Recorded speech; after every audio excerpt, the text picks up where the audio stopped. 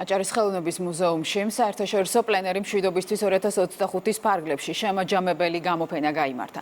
წარმოდგენილი იყო ხელოვნების ნამუშევრები, რომლებიც აჭარაში 4-9 აგვისტოს პერიოდში სხვადასხვა ლოკაციაზე შექმნეს.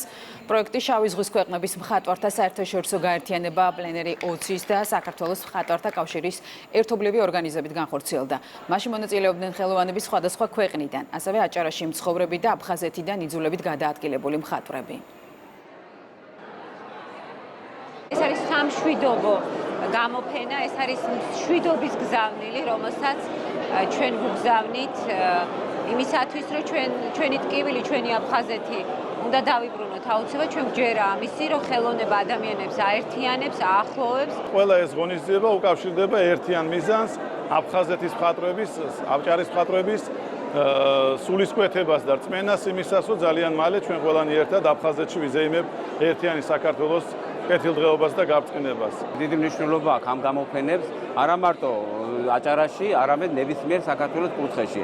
ასევე ჩვენ ვაწყობთ გამოფენებს კუთხეში, ესპანეთში, ჰოლანდიაში, პლენერები კეთდება და მათთან ურთიერთობა და გაცნობა ხდება. როგორც დესპანები ისე დავდივართ და ვაგვარებთ ამ საქმეს. ამიტომ მე ვფიქრობ, ძალიან დიდი მნიშვნელობა აქვს, ეს უნდა მრავალჯერ ჩატარდეს.